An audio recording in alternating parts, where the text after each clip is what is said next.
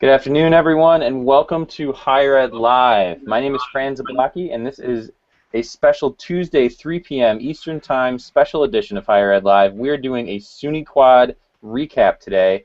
I've got a number of awesome guests with me today, a number of great questions. It should be a great discussion. But before I get into the program proper, I want to, of course, thank our sponsors. So, Higher Ed Live is produced by mStoner, marketing communications firm that works with education institutions on branding, strategy, web design, and more. Tomorrow and Thursday of this week, we are hosting an in-depth two-part webinar series focused on brand strategy. We're going to be tweeting a link out to that momentarily. Another of our sponsors, Omni Update, is a leading web content management system, CMS provider for higher education. The company's web CMS OU Campus is secure and scalable with great tools and features, deployment flexibility, and an awesome user community. What do donuts have to do with change on your campus other than giving you as many carbs as you could possibly need? Find out in the blog post we're about to tweet momentarily. Lastly, but not least, FormStack is a robust online form building solution. The platform's marketer-friendly features help higher ed professionals connect with their communities. FormStack's intuitive drag-and-drop interface makes it easy to create web forms without writing code. All forms come mobile-ready and can be quickly customized to match your brand. Learn more about the ways FormStack can double your engagement rates at www.formstack.com. And like the others, we will be sending out a tweet about that FormStack link momentarily. I want to also let you know that after those tweets for the sponsors go out, we're going to be tweeting out my Twitter handle and the Twitter handles of all the guests today, and you can follow us on the back channel at Higher Ed Live, hashtag Higher Ed Live and hashtag SUNYQuad. So make sure if you're on the back channel that you're using both of those hashtags so you can follow all the action. All right, so let's get to introducing our guests. I'm going to ask each of them to introduce themselves, and we're going to start with the one and only Tim Nekritz. Tim. Hi, I'm Tim Nekritz. I am Director of Web Communication at SUNY Oswego, and I was a co-program chair for SUNYQuad this year. All right. Next up, we have Carrie Gotham. Carrie. Thank you, Fran. My name is Carrie Gotham, Director of Alumni Relations at the College of Brockport, and I'm the incoming co-chair for SUNYQuad 2015. Welcome, Carrie. Thanks so much for being here. We also have with us the indelible Edward Tatton. Ed, would you like to introduce yourself? Yeah, how's it going, Fran? I'm Ed. I work at Westchester Community College in the Publications Department. I deal with branding and marketing. I also manage a YouTube channel, and this was my 6th SUNYQuad. Awesome. You are a veteran, and we're looking forward to getting your input on how this conference went this year. And last but certainly not least, Greg Kai, rhymes with pie. Did I get that right? You sure did. All Hi, right. everybody. I'm Greg Kai. I work at SUNY Canton as the Media Relations Manager. I've been here for about 10 years now. Awesome. Well, I have Carrie, Tim, Ed, and Greg with me today. From all of them were at SUNYQuad 2014. Some of them were presenters. Some of them were attendees. Tim and Carrie are some of the people who run the conference. So we've got a lot to talk about from multiple perspectives. People are wearing a lot of different hats here. And let's start off by having Tim give us a little bit of a history of SUNYQuad. How did we get where we are today? Well, SUNYQuad's been around for, if my math is correct, 61 years. It started basically because there was no organization that brought together people who worked in communication and advancement services, which is alumni and development, and a gentleman by the name of Harry Charlton, who actually used to work at SUNY Oswego, among other places, helped get it up and rolling. It's really been very active, I think, for the last 15 to 20 years with the conferences. This year was the 10th conference that I've attended, which is nice. I've seen it come a long way. It's been better integrated. When I started, there were individual tracks for every discipline, and now a lot of it is that, well, you know, web and social media cut across a lot of different things, and then there's different things with strategies, and some of the sessions that were presented, like Carrie and Greg did, they really hit upon a lot of different disciplines. So I'm very happy that we've had the conferences have been really full service, realizing we don't, I don't just work in media relations. I work in social media, and I work in web, and. So that's really where the conference has been heading for the past, well, like I said, this is my 10th year, and every year I think we keep trying to get that direction. That's great, and it's good to have cross-disciplinary focus. And would you say that the conference has been improving each year? I mean, it seemed like this year was really well received, great location, great presenters, keynotes were really, really solid. Yeah, I think this year was really good because we had a total of like 30 breakout sessions scheduled. So basically 5 sessions with 6 each, so you had a lot of choices. The breakouts were very Olympic themed. We had a gentleman, I'm going to mispronounce his name, I just know, who is a junior luger who goes to Clinton Community College.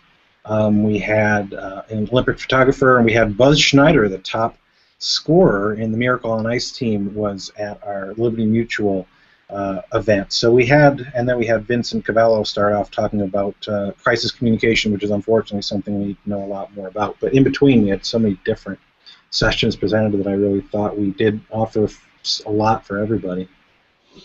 Yeah, and I recall there was actually a torch lighting ceremony, with a woman running into the hockey arena where the U.S. won against Russia, and we had a nice little moment back in time for the opening ceremony there, which was a really nice touch.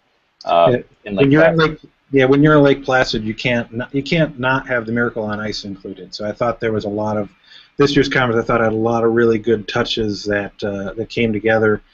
Because we really have a lot of great volunteers, and the speaker base is just really, for a conference of this size, regional conference, is excellent. Yeah, it was really, really good. But there's always next year, right, Carrie?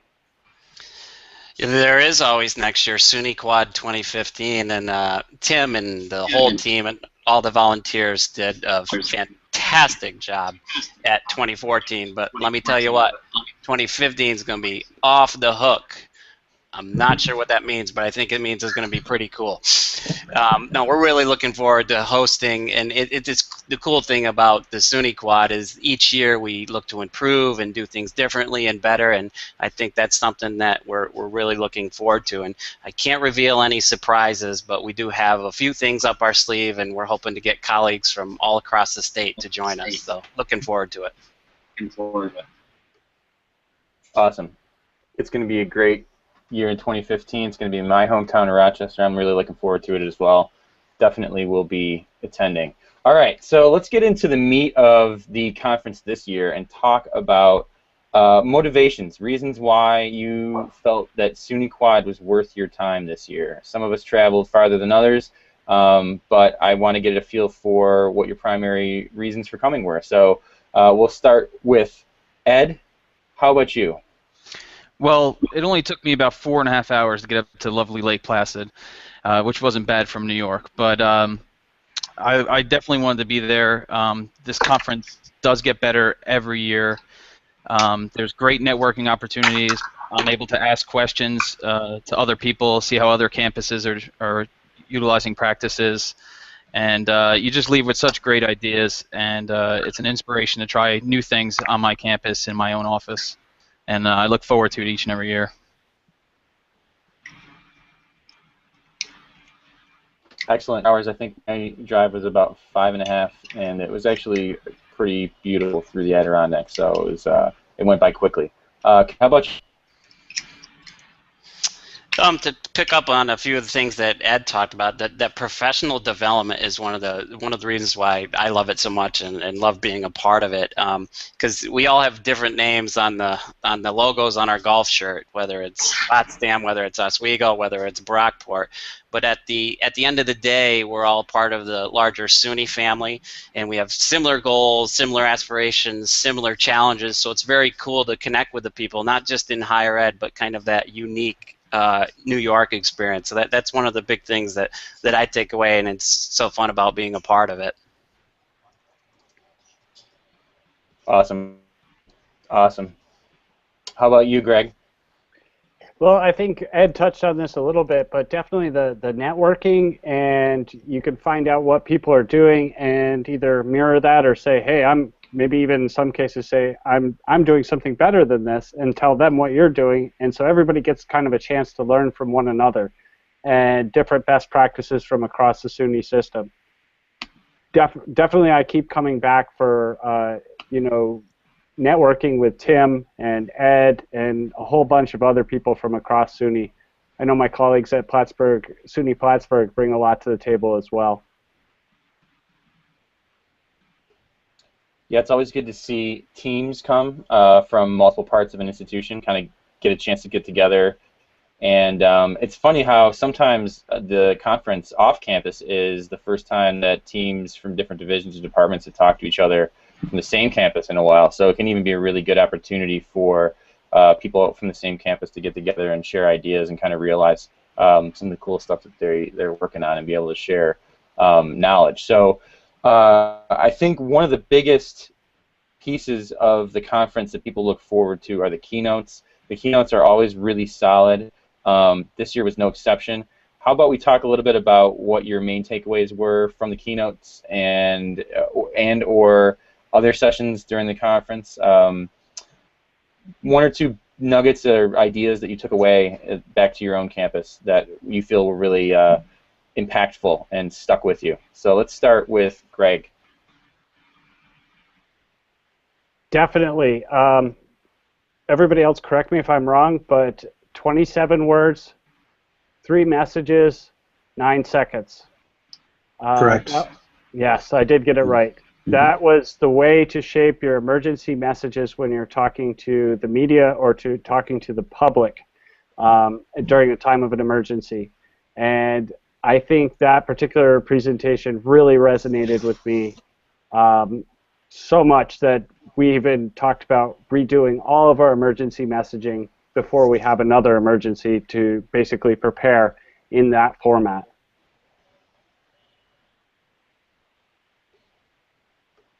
Excellent. Ed, how about you? I got to agree with Greg on that. Vincent Cavello, I mean, he was just awesome. He was mesmerizing. And just how he played an integral role in so many recent worldwide catastrophes, like his stories, his personal stories of how he prepped Mayor Giuliani after the first World Trade Center bombing. He started prepping Giuliani, I think he said in 1995, and then 9/11 happened, and Giuliani was just on point. And I think two of the key things I came away with from that keynote were 95% of the questions you need to know before they're asked, or you're considered not ready. And second was the speed at which risk and crisis information flows through the media in 2014, he stated was 4 minutes. I think those combined really blanked everyone and really put us in our shoes and made us think about preparation on our own campuses. Yeah, absolutely, absolutely. I know that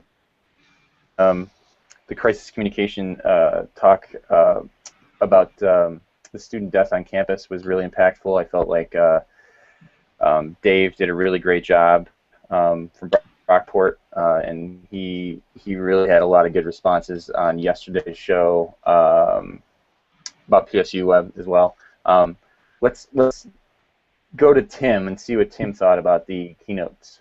Well, I thought that Vincent was great also. I mean, Greg and Ed already hit up on some of the high notes on that, but it sadly, especially in this social media age, we have to be so prepared for that.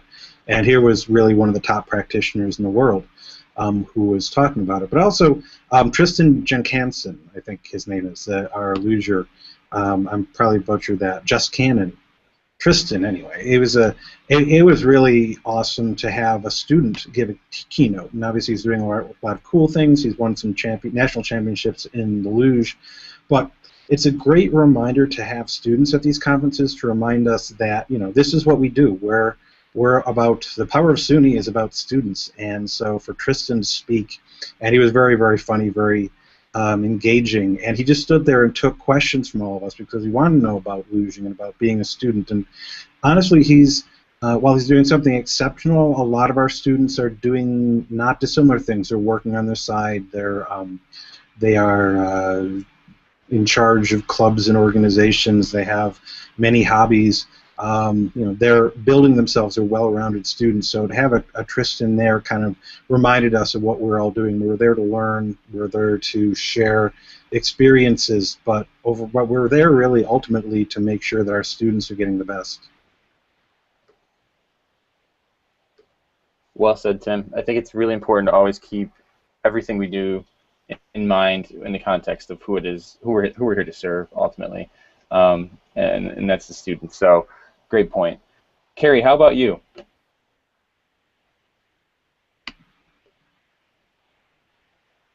Oh, I think you might still be muted. There we go. That sounds better, right? Some people might argue that it sounded better when it was muted there. Look, my lips are moving and there's nothing coming through.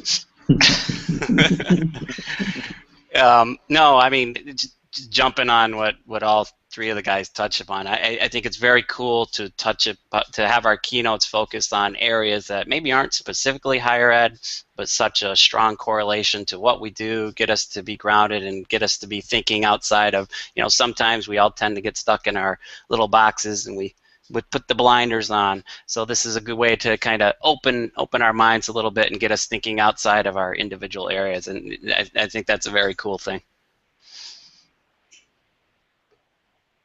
Yeah, definitely. Anywhere where you can expand and broaden your horizons, essentially, and look at things through a new lens, maybe what you do through the lens of somebody who works in a different department, is always useful and pertinent to what happens at these conferences.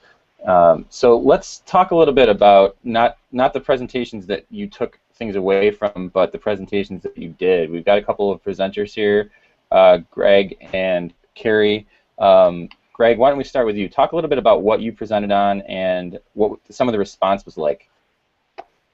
Well, thank you very much. Yeah, it was a really big response for my topic. I presented on basically, should we still be using press releases as a form of communication or as a form of formal communication to our end readers? And this turned out to be a really hot topic in SUNY. People were talking to me a lot about their individual circumstances where they'll have a newspaper that rewrites every single word they send them verbatim and runs it in their newspapers on a weekly basis. And I think my presentation was really to challenge those people to think 10 years out when that newspaper doesn't exist anymore. We're seeing cutbacks across every newsroom, every form of media. We're seeing all kinds of cutbacks, papers going to 3 days a week, fewer journalists covering more copy, less higher education dedicated reporters. So basically, I'm challenging people to kind of evaluate how they're using press releases or news releases and retooling those into whether they need to be updates, whether web updates or social media posts, or even just a formal press release intended to entice an editor or a reporter into covering your news. I heard such good feedback on the back channel about your session, and it was definitely the hot session to go to. And unfortunately, I wasn't able to attend, but I'd like to hear from some of the other folks what they think of the idea, and if it's something that they've run into at their own institutions. Basically, is the news release really a format that even makes sense anymore for the way that we communicate with each other? So, Tim, do you want to jump in on that, or? Oh, absolutely. Yeah, I wrote. Okay. Yeah, I wrote a blog entry about Greg's presentation, another presentation that Alexandra Jacobs-Wilkie chaired with media representatives, and basically that blog entry got more attention than anything I've written in a long time, because everybody basically says the same thing. We're struggling to get to grips with how we do this. We're drowning. We are, a lot of colleges are drowning their news outlets in news releases, and they themselves are drowning in news releases. And it's like, you can send something to the local weekly that will pick it up and print it, and then maybe people will read it, but you have no metrics on that. And the time you spend on that, could that be done better for something on the web or in social media? And so the response on that has been great. I think it kind of merits greater exploration, I think, and everybody's part. I'd like to say I have an answer to it, but I don't. But I basically changed some of the stuff that I do. Sometimes we'll do things as a video instead, which will get picked up well, which it might not necessarily fit into the print, into just sending things out to newspapers, but it might create a story anyway. And I think the problem is that we all still need to show value, and people say getting press, positive press, is one way to do that. But at the same time, one thing Greg said that I liked was don't drown people in these things. Don't send everything out to every news contact that you have. Try to be more strategic. So even if you have people telling you got to put these things out, be selective and know that, because the other session there were people saying, if you send me 5 releases a day, I'm not even going to read them anymore. If you keep sending releases, they're not going to consider anything you send worthy. It could be the greatest story in the world. It's not. And so this is what we have to deal with, because the way the media has changed, as Greg said, a certain regional newspaper that used to be a big deal only prints 3 times a week now. And how people consume news change. Facebook and Twitter, that's the news feed people use. So we as media relations or communicators have to change while we're doing what that means. We're still coming to grips with. And so, if someone does come up with an answer to that, I'm sure everybody would love to listen. Yeah, I mean, I'm just fascinated personally by the whole conversation, because I feel like ultimately you need to boil it back down to the reason why you're sending out press releases in the first place. Not just because it's something that you have to do, it's a box to check, but it's really you're trying to get, you feel you have something newsworthy and you're trying to get that in the news. And so if that's the motivation behind it, then you should really be agnostic as to the method, right? You should really be willing to do whatever it takes to get that information out and in a format that's most likely to get picked up. So I think sometimes it's more of a mentality than necessarily like a technical limitation per se that we face. So it's kind of a cultural shift. Really interesting topic. But I want to give Kerry some time as well to talk about. He had 2 presentations, and Kerry, if you want to just give us one, and then we can talk a little bit about it, and then we'll talk about the other. Sure thing. Oh, wait, there's a bird flying around in here. Oh, sorry. Ellsworth. Sorry. Ellsworth is happy. What is that? That's our mascot, Ellsworth. He just happened to buzz me here, so keep it live here keep it live on Higher Ed Live here. Don't make me get the kangaroo out. Mascot battle. Let's go right here. Impromptu. Oh. Mascot madness. Kidding. Yeah. Okay. Well, the cool, we got to present 2, so I'll start with the one. But I think the cool thing about, and Greg talked about it with his session, is you kind of get to tell your own story. You get to tell a story about what you did at your institution, so other people can relate with the successes, the challenge, learn from it, take the ideas with them. So we had a cool story around our homecoming weekend. I'll start with that one. And we were going to have a building opening. We know that it's great when you get a new building on campus. All of a sudden it falls from the sky and there are all the bricks and mortar sitting on your campus. And the original idea around our campus was to roll out the cookies and the punch and have a normal ribbon cutting, if you will. But through the creative power of collaboration and many people putting their heads together, we turned it into one of the biggest weekends that we've ever had on the Brockport campus, with our homecoming, with our opening of our new CERC, it's called, the Special Events Recreation Center. And we were able to turn it into an opportunity to steward many of our top donors, our foundation board members, and we did something that was beyond the scope of what we ever attempted before. So it was kind of cool to walk through. There were a ton of details that went into it, but it was very cool to walk through our process and our journey and where we ended up. And in hindsight, it was a great thing for us, but it almost wasn't. So it kind of, the back chatter, if you will, from folks coming up to us said, yeah, it's something that we can't replicate per se on our campus, but inspire them to maybe think about stretching and going beyond that next event that they do, or that really capitalizing on an opportunity to turn something into something maybe bigger than it even is. So Yeah, and I think that what you said there's key, that it might not be something they can replicate directly on campus. Everyone has a different scenario as far as staffing and resources and the way that, how much time they've got, how much budget they've got.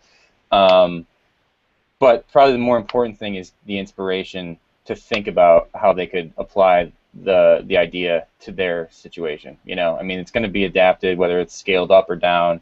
I think that's one of the biggest values that people get out of these is, they take the idea and kind of run with it once they get back on campus. So that's great. How about the other session? The other session focused on our recent alums, young alums. We use the acronym GOLD, the graduates of the last decade, and really talked about how we started to be targeted and specific in our messaging to those folks. It's critical. It doesn't matter what campus you're on, any of the SUNYs across New York State. Many of our institutions have grown kind of their bigger classes than we've ever had before, and now is the opportunity to connect these young alums and hook them in, if you will, from a philanthropic standpoint, from an engagement standpoint, through social media channels and how we market to them. It's such a hot topic on all of our campuses, and we had a fun little challenge in ours. We got some great volunteers, and we had some success. And again, if people don't have those programs, they came up to us and said, you've inspired us. We want to try to take some of the things that you use and worked. And then folks who had the programs came up to us and said, wow, that's really cool. Have you thought about this? So again, it was that back and forth. It wasn't just about what Brockport did. It was about what we all can do to kind of help ourselves as we attack this gold population and these alums that will take care of our institutions down the road long after we're gone. That's when we'll feel the effects of the stewardship and the engagement that we got them hooked in after they graduated. So, yeah, and that's a great point. That alumni is such a long tail ROI. I mean, it really is generational. It's almost like you're paying it forward 10, 20, 30 years from now. So it's hard to see that far ahead from this point. But doing it the right way is going to have such an impact in the long run. And so yeah, it'll be. We'll sitting outside in a lawn chair hearing about all the great stuff that's going on with the alumni office long after retirement. I want to open this particular topic up to the panel. If anybody wants to jump in with any success stories, or Carrie, if you've got some specifics to add as far as communicating with young alumni, anything that you've had success with in that particular arena? Just one specific thing. I mean, we are constantly looking at building a culture of philanthropy on our campus, and particularly you teach people the way you want to be treated. So we really are trying to start with our seniors and our students, but we were going after a population in our case that really didn't have that message. So part of what we did was we used a challenge. So we threw a challenge out there, and that's always something that can spark people's interest. We all have our competitive nature, and we actually were able to get 10 of our gold alumni to each contribute $2,500 apiece, so $25,000 total. If the rest of the gold population could get $25,000, and we successfully hit that number, so that was $50,000 in our pockets with great gifts and donations. But the challenge was kind of the crux to help us get beyond that lack of educating those folks and getting them to understand philanthropy. So that was a hook that worked for us. Oh, that's awesome. That's awesome. Anyone else want to jump in? Fran, I'd like to jump in. You kind of, you and Tim both touched on this, but as far as the press releases are concerned, back to that old topic. Yeah, no, please. If you're strategic about the way you make your news, and I'm not saying you need to write a separate article for every single place or every single location, but if you write a press release or a news release and you send it to your media, consider changing that up for your social media posts or for your web posts, because your students and your on-campus constituents probably don't really care at all about AP style. So we're talking about making some very minor changes to what you already have written, and then considering using a different way to market it. On Facebook, your headline is not going to be a Facebook post or a Twitter post or anything like that. You're going to want to rewrite it in a way that's engaging to people, to your end reader. And ultimately, this all comes down to know your audience and then write for them. And I know that's kind of a cliche, and we say it over and over and over again, but it's really very, very true. But it's true. Yeah, that's why it comes up over and over again. And honestly, that's the really the core foundational idea behind communicating with other people is know what motivates them and make sure you speak to that. So I think that that's a really good point. All right, so let's talk a little bit about professional development. This is a conference that some of you have been to upwards into the double digits now. After 10 years coming to SUNYCUAD, what are you getting out of the conference now that you didn't, that's different than what you got before? And as a follow-on to that question, what do you feel the biggest reasons are to come to SUNYCUAD for those who might be on the fence and thinking about whether or not they can afford to spend the time or the money or the energy to make the trip for the first time? And I'll start this off with Ed. Sure. I look at SUNYCUAD every time I go to one of these sessions. It's almost like going on a first date with somebody, and that first date is a movie. And you're sitting next to the person, and you can't say anything, and you're taking in all this great information, and then all the magic happens after the movie when you guys leave and you go to the coffee shop next door and you guys start discussing what happened. And I think that's what happens to a lot of us during these sessions is, some of us are on the back channel, some of us are handwriting notes, but when we leave and we have stuff like Higher Ed Live and we have posts by Tim following up on sessions, and I think that's when all the magic happens and you start to discover all the special people that spoke and all the topics were covered. And I think that's really what makes this conference special is the close-knit community. We're all in the same public university system, and we're all in a similar boat doing different things, so it's interesting to see what everyone else does. Well said. Carrie? Well, I got to piggyback on the movie metaphor there. That Lake Placid was a hit. But let me tell you, Rochester, June 3rd through the 5th, 2015, it's going to be a blockbuster. A blockbuster, I tell you.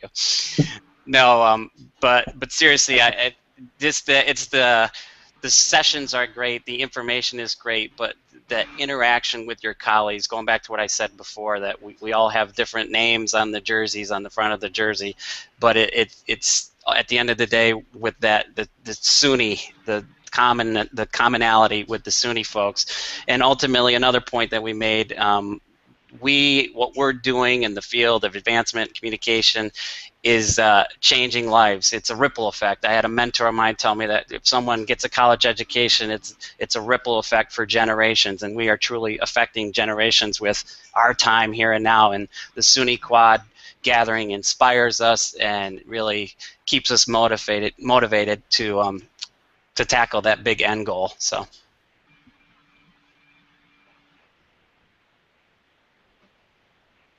Great. All right, Greg, any thoughts on the professional development side of things?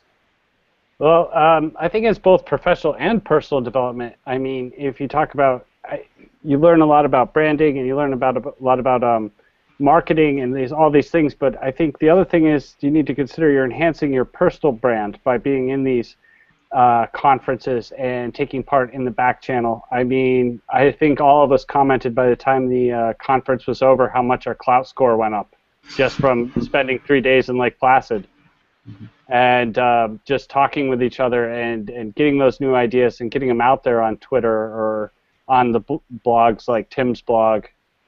And it really just kind of feeds itself. That's a great point. You are helping your institution by bringing knowledge back, but you are helping yourself as well. And I think that there's some really inspirational people on this call, and I think Tim Neckeritz is one of probably the most well-written bloggers out there for higher ed. So Tim, this is an impromptu plug for you, but do you want to talk a little bit about what you've done as far as writing and sharing that knowledge, and how someone who is going to SUNYCUAD and going to conferences might be able to follow that path and the benefits of doing so? Well, sure thing. I mean, basically, I've been a writer my whole life, and going to SUNYCUAD just really allowed me to discover a lot of different things. And I always tell my students, as a matter of fact, blog about your experiences and things you learn. And anything you write down, you have to synthesize into your own thoughts. You're going to remember better. But we encourage anybody attending SUNYCUAD or obviously any conference to blog about it, because there is, to go back to what Carrie mentioned, the ripple effect, that knowledge, it goes through that room and it gets tweeted out. But when you sit down and think about it and share it beyond, a lot of people who didn't go to SUNYCUAD were picked up on the conversation that Greg started, and hopefully that conversation keeps going. I actually asked him to do an article for the Link magazine that HiAd Web does, because I think Greg just hit the target in the center as far as something that everyone was thinking about. And I think for something like SUNYCUAD specifically was the gateway drug of conferences for me. It was really the first higher ed conference that I attended on a regular basis. And while HiAd Web gets a lot of publicity because it is really the biggest for those of us working in this field, something like SUNYCUAD is really like a big support group, because you walk in, hi, I'm Tim, hi Tim, and I don't have enough money and enough staffing, and I'm asked to do a lot of things, and everybody else in the same boat. We're SUNY. We're not rolling in money, any of us. We're scrapping to get by, do more. What we have is lots of great people and lots of awesome students, and so getting those stories out. People pretty much have similar backgrounds, similar budgets, similar audiences, and what's always impressed me about SUNYCUAD, among other conferences, is how much people help each other. We're not competitors when we get into SUNYCUAD. We're colleagues. We're sharing and we're helping each other out. And my specific professional development story with SUNYCUAD is SUNYCUAD's really what got me into the social media branch of what I do now. Originally, I was regular old media relations, PR, other things, and then I attended one session that was chaired by Donna Lehman, who's now with Fordham, used to be with FIT, and the awesome Rachel Rubin was helping out, who is now with Colgate. I hope I got that right, Rachel. I'm sorry. She was with New Pulse at the time, and Rachel and Donna were talking about Facebook, and I didn't even think about Facebook as an outlet. We used to think about it, oh my God, it's that place where students are, hazing each other, their red Solo cups or that type of thing, and they basically convinced me that Facebook was something that could be used in marketing, and that's really what we've done a lot of, even as Facebook starts to wane supposedly, but that convinced me, and also Twitter, because I didn't understand Twitter for the longest time, and then Rachel said, just follow these people, you'll understand it eventually. And I did, because Twitter is made of people, well, and cats, but it's not, communication's about people, and SUNYCUAD really showed me that there are other people in this, so I felt like I wasn't the first in the boat. You hope that you're somebody blazing a trail, but sometimes you have to see that other people can succeed as well. And so, like I said, the idea of a support group, there we're all in this together, even though we're fighting over the best students, the best faculty, and these other things. It's really, and in SUNY and in higher ed, we're really one big team, and SUNYCUAD's a great time to remember how important that is to all of us. Well said.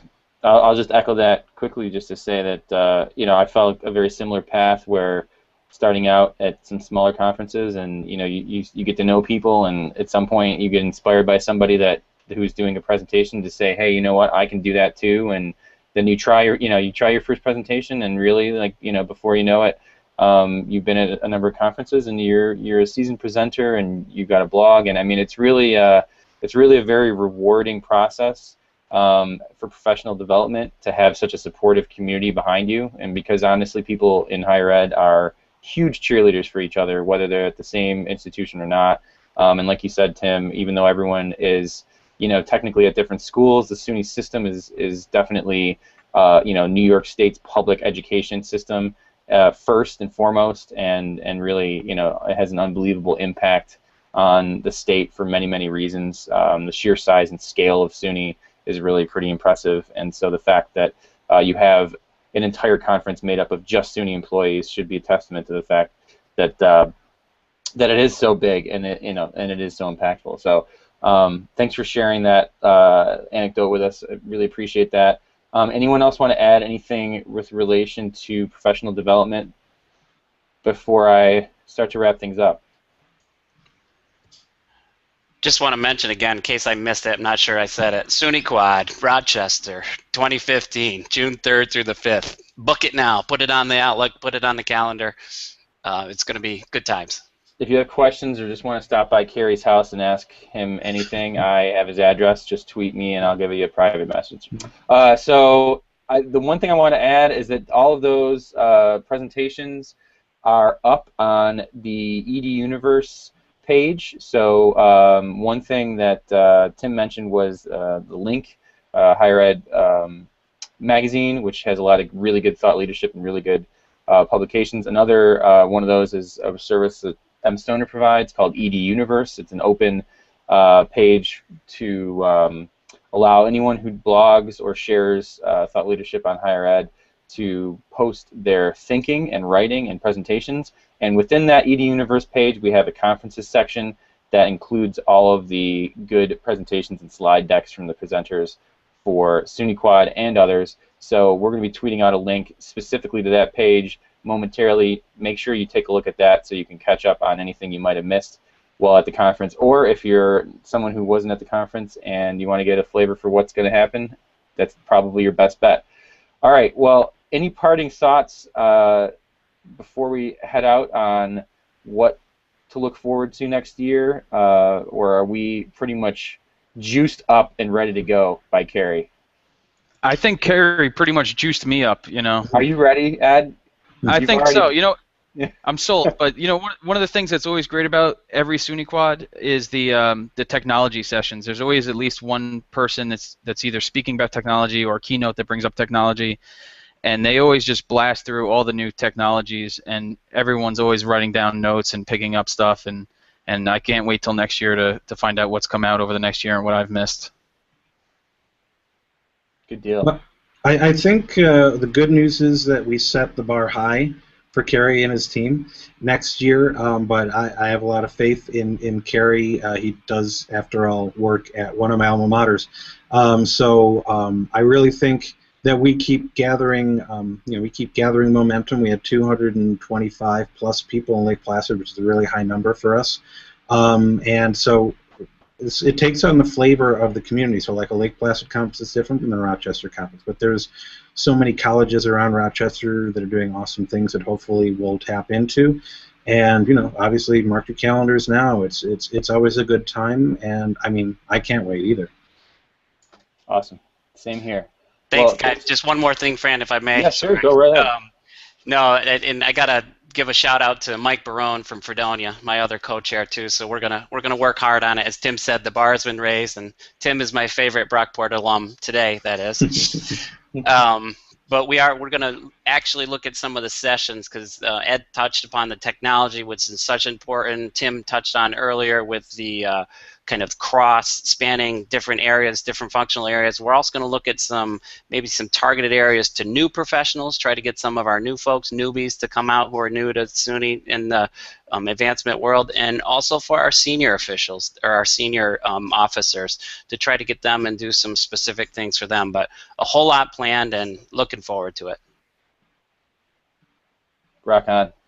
All right, well, Ed, Greg, Kerry, Tim, thanks so much for all your time today, all your energy toward the conferences of the past and the future.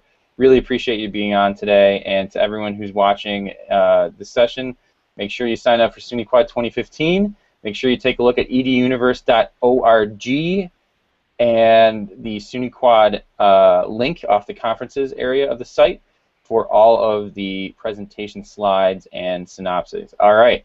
I'm Fran Zablocki from mStoner. Thanks so much for listening in to Higher Ed Live. Our next show, working with in-house agencies, is on Marketing Live. That's this Thursday at 1 p.m. Eastern. It's going to be hosted by Tim Jones of Clarkson University. From one-person shops to full-service revenue-generating internal agencies, higher education pros are raising the bar for creative marketing across the industry. But it's hard work. We'll discuss the creative balance that goes into leading, developing, and working with and for an in-house ad agency. All right, that tweet for that show is going out in a second. Stay tuned to Higher Ed Live and follow us on Twitter.